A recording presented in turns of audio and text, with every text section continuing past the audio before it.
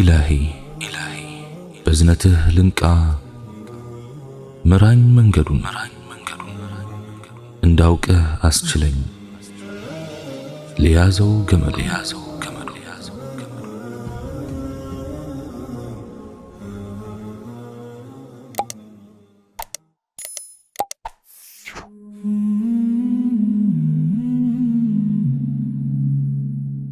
السلام عليكم ورحمة الله تعالى وبركاته.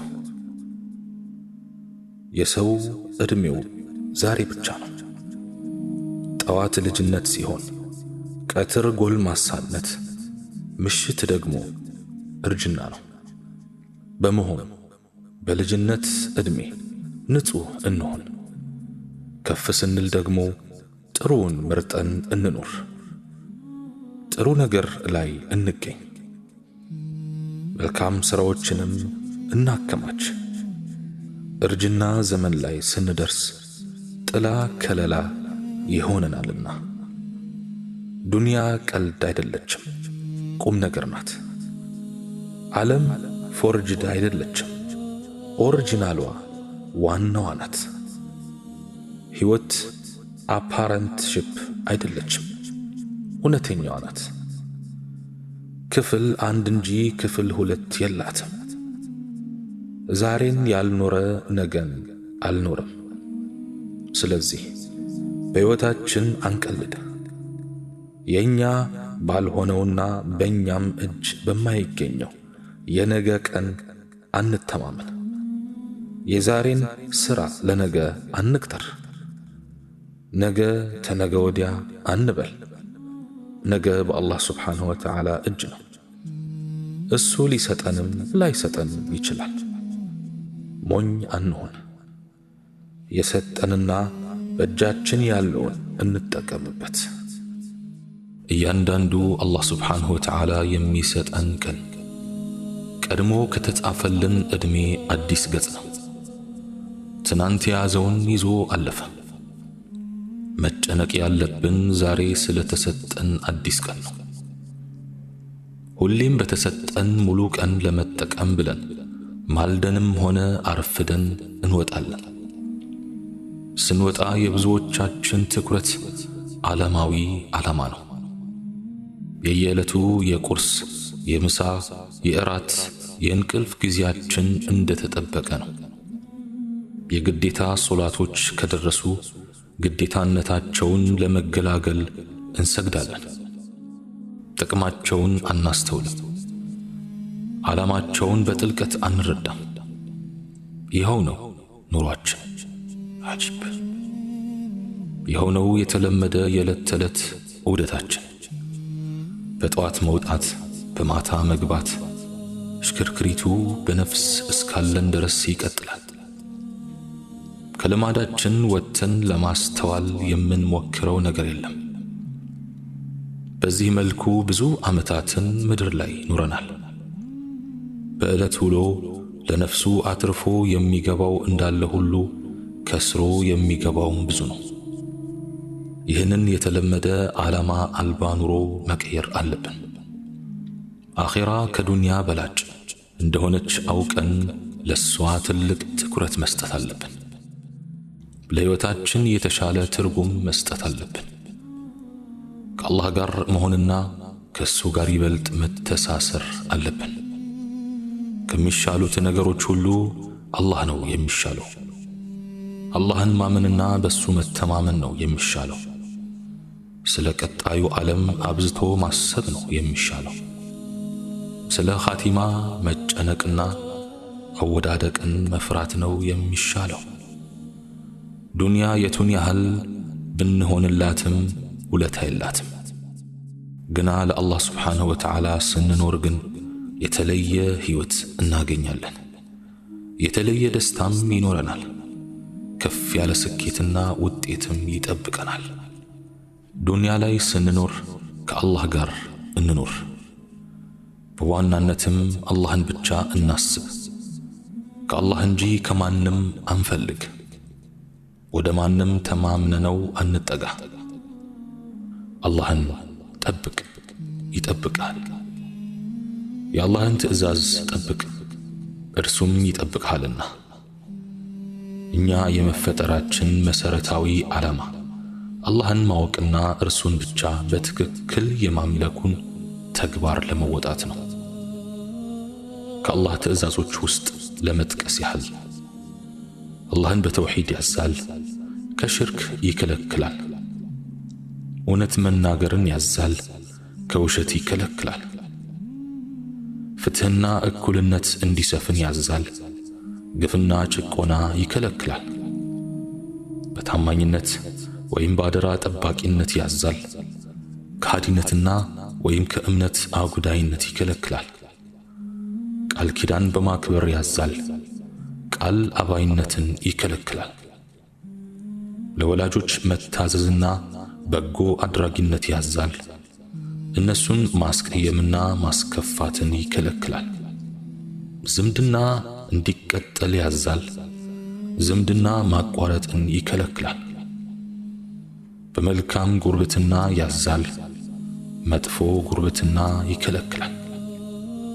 እነዚህንና የመሳሰሉትን ትእዛዛት ማወቅና ተግባራዊ ማድረግ የተቀደሰ ሥራና አላህም ዘንድ ውጤቱ ጥሩና ያማረ ይሆናል። የአላህ መልእክተኛ ዓለይሂ ሰላቱ ወሰላም የትም ብትሆን አላህን ፍራ፣ መጥፎ ሥራን በመልካም አስከትል፣ ወንጀልህን ታብስልሃለችና ብለዋል። ከሰዎች ጋር ያለህም ግንኙነት ግብረ ገባዊ ይሆን። ኃያሉ አላህ ሱብሓነሁ ወተዓላ በእኛ ላይ ብዙ ግዴታዎችን ደንግጓል። ከግዴታዎች መካከል ዋናውና ትልቁ እሱን መፍራት ነው።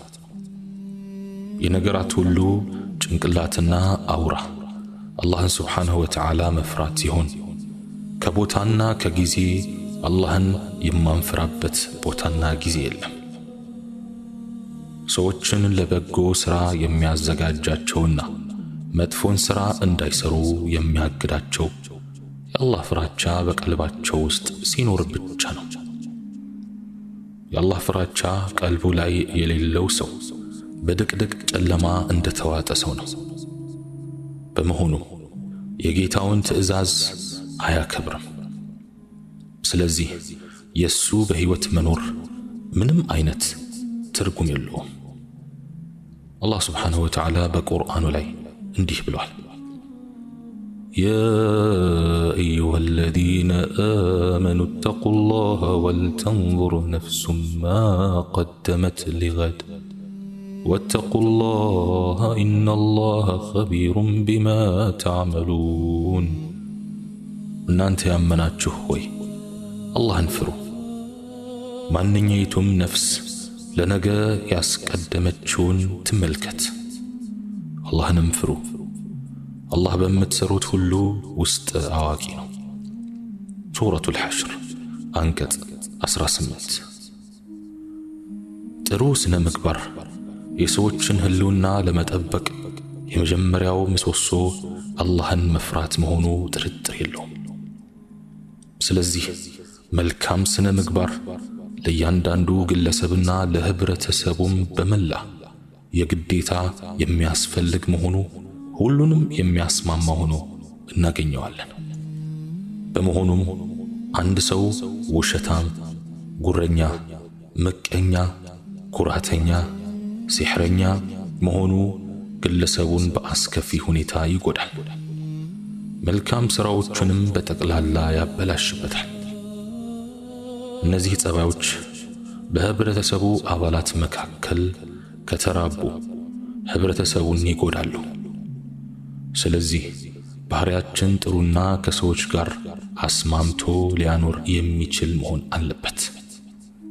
አላህ ስብሓንሁ ወተዓላ እንዲህ ይላል፣ ኢን አሕሰንቱም አሕሰንቱም ሊአንፉሲኩም ወኢን አሳእቱም ፈለሃ። መልካም ሥራ ብትሰሩ ለነፍሶቻችሁ መልካምን ሠራችሁ፣ መጥፎም ብትሰሩ በእነሱ በነፍሶቻችሁ ላይ ነው። ሱረቱል ኢስራእ አንቀጽ 7። የአላህ እርዳታና እገዛ የሱን እገዛ በፈለክ ጊዜ አገዘ። እርዳታውንና ጥበቃውን በሻህ ጊዜም ረዳ። መረጥከውና አንተን ከሌሎች በማስቀደም ሰጠ። ከርሱ እርዳታ እገዛና ጥበቃ አንጻር አውንታዊ ምላሽህ እዚህ ግባ የሚባል አይደለም። እርሱ ከሰጠህ አንጻር ምስጋናህ ከምንም የሚቆጠር አይደለም። እርሱ ሰጠህ፣ አንተስ ለሌሎች ሰጥተሃልን? ሰጥተህ ቢሆን እንኳን በሱ እገዛና መልከታ ቢሆን እንጂ አልሰጠህም። ወደሱ ብትመጣም በርሱ መሻት እንጂ አልመጣህም። ስለመጣህና ስለታዘዝከው እንዲሁም ለርሱ ብለህ ስለሰጠህ ካሰ። መልካምነትህ በመልካምነቱ ውስጥ ቀልጦ ማሟ። ቀስ እያልክ ወደ እርሱ ስትመጣ እየሮጠ ተቀበለ። በቡኻሪ ዘገባ እንደተላለፈው የአላህ መልእክተኛ ዓለይሂ ሰላቱ ወሰላም እንዲህ ብለዋል። ኃያሉ አላህ አለ፣ የኔን ወዳጅ የሚተናኮልን ጦርነት አውጅበታለሁ። ባሪያዬ ከኔ ጋር በአንድ ነገር ሊቃረብ የሚችለው ግዴታ ያደረግኩበትን ነገር ሲፈጽም ነው። ባሪያዬ ወደ እኔ ነዋፊል ትርፍ በሆኑ ነገሮች በሚቃረብበት ወቅት በጣም እወደዋለሁ። ከወደድኩት ደግሞ የሚሰማበት መስሚያ፣ የሚያይበት ዓይን፣ የሚዳስስበት እጅ፣ የሚሄድበት እግር እሆነዋለሁ። ቢጠይቀኝ እሰጠዋለሁ፣ ጠብቀኝ ካለም እጠብቀዋለሁ። ቡኻሪ ዘግበውታል።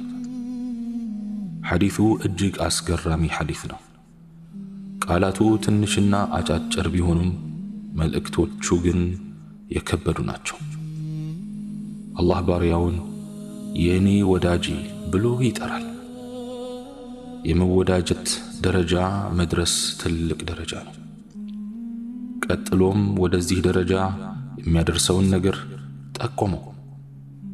እርሱም ግዴታ የሆኑ ነገሮችን አጥብቆ መያዝና ሱናዎችን ተከታትሎ መፈጸም ነው።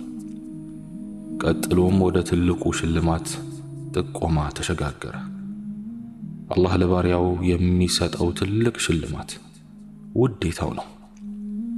ከአላህ ውዴታ በላይ ትልቅ ሽልማት የለም። በአላህ መወደድ ግልጽ ምልክቶች አሉት። በዋናነትም የሰውነት ክፍሎች መስተካከል ነው። በመጨረሻም ሐዲሱ አስደናቂውንና ጣፋጩን ሽልማት በመጥቀስ ተጠናቀቀ። እሱም የዱዓ ምላሽ ማግኘት ነው። ኢላሂ ዱዓችንን ማሳመር ባንችል እንኳ ሐጃችንን አንተ ታውቃለህ። ምላሳችንን ቢንተባተብም ሐሳባችንን ትረዳለህ። አንደበታችን ቢተሳሰርም ምኞታችንን ታውቃለህ። የቱን ያህል ብናስመስልም ውስጣችንን ታነባለህ። ከኛ ጉዳይ ካንተ የተደበቀ ምን ነገር አለ? ብናሳየህ ባናሳየህ ምን ይሳናሃል ጌታዬ? ደክሞኛል ደግፈኝ ያ ረቢ፣ ከፍቶኛል ጠግነኝ ፈጣሪ። አላህ ስብሓነሁ ወተዓላ እኔም በተናገርኩት እናንተም በሰማችሁት የምንጠቀም ያድርገን። سبحانك اللهم وبحمدك أشهد أن لا إله إلا أنت أستغفرك وأتوب إليك وآخر دعوانا أن الحمد لله رب العالمين والسلام عليكم ورحمة الله تعالى وبركاته.